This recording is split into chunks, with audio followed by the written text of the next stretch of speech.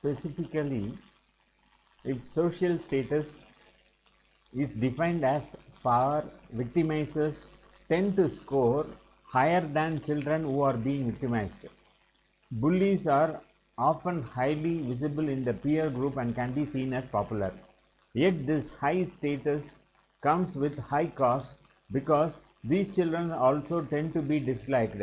Importantly, this indicates that high status that is solely based on power and dominance has its limitations when it comes to interpersonal functioning.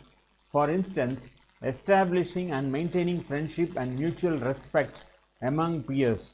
Thus, emotions and judgment about bullying and victimization are embedded in peer group dynamics, and peer acceptance and social status influence how children feel and think about bullying and victimization. This has considerable implications for social development and mental health outcomes. For example, children with severe levels of aggression may become disliked and, as a consequence, rejected by their peers. They may also face a lack of support from friends and or may be excluded from the peer group. Thus, status and hierarchies in peer groups affect children's anticipation of emotions and judgments about victimization and exclusion in various ways. Our outlines integrative approaches to account for the role of social status and hierarchies on judgments and emotions about victimization and exclusion. The anticipation of social and moral emotions can also highlight the effective consequences of social exclusion and inclusion. Research examining the emotions attributed to excluders or excluded individuals, in addition to emotion attributions within minority and majority populations, reveals more information about the dynamics of exclusion. Because contexts of social exclusion are multifaceted, typically involving both moral concerns and considerations about peer group functioning, peer group norms, and group identity, children and adolescents are expected to anticipate a wider range of emotions in this context. Example: sadness, guilt, and shame, as well as pride, happiness, and mixed emotions.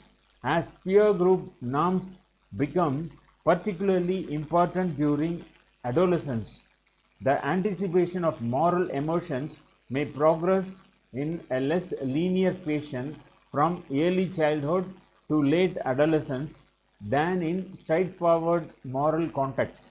For example, it is likely that adolescents attribute pride to excluders because it serves to maintain peer group functioning and enhance in-group identity, which is much less likely going to play a role in contexts of straightforward moral transgressions.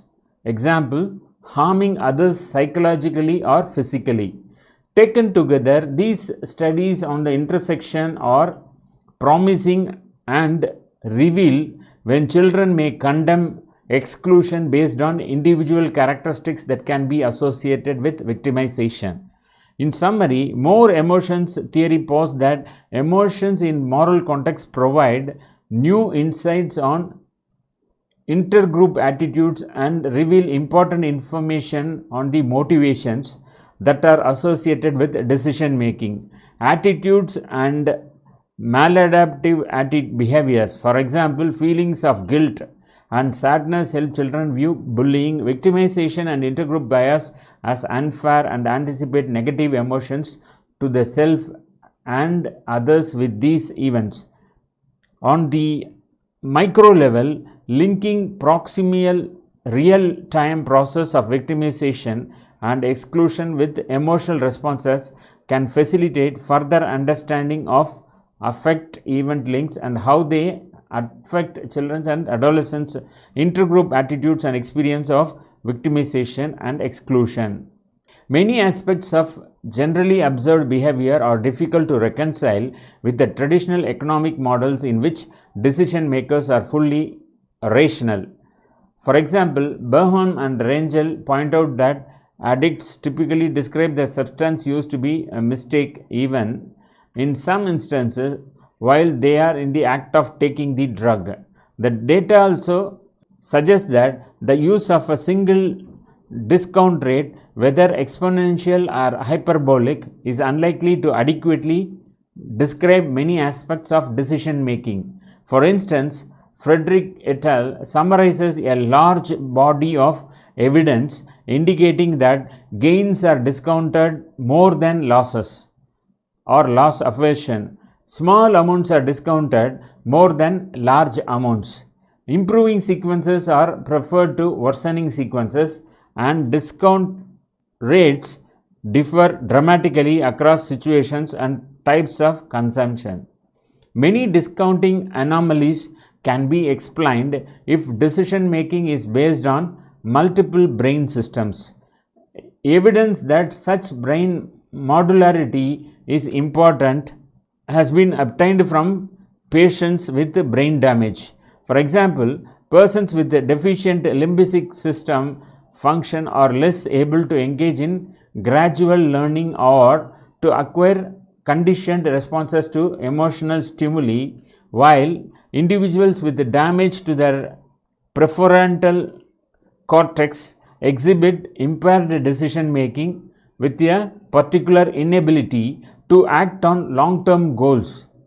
Some neuroscience evidence obtained from magnetic resonance imaging (MRI) supports the possibility that multiple system models of decision making arise directly from the structure of the brain. However, there remains ambiguity about these MRI results. The empirical data also suggests that the deliberative system exerts less power when cognitive processing resources are limited than when it is not.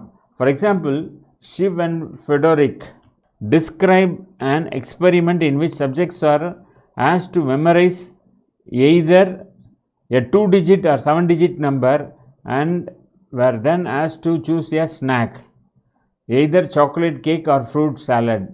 Those who were asked to memorize a 7-digit number were more likely than those asked to memorize a 2-digit number to request the chocolate cake.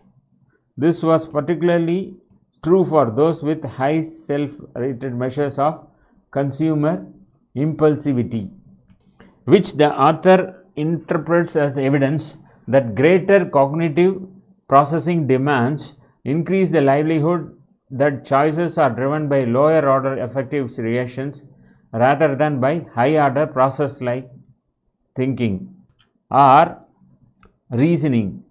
More recently, the government has shown that the cognitive report involved in making choices reduces self-control among a variety of dimensions. The frequent use of pre-commitment or other self-control devices is cited as evidence of time inconsistent preferences of which agents have the least time for awareness. For example, Gruber and Goeshik highlight that the use of socially managed incentives to reduce smoking, such as announcing a New Year's resolution to quit smoking to create embarrassment for oneself, emphasize the increasing frequency of bariatric surgery, which can be viewed as an extremely strong sound strategy.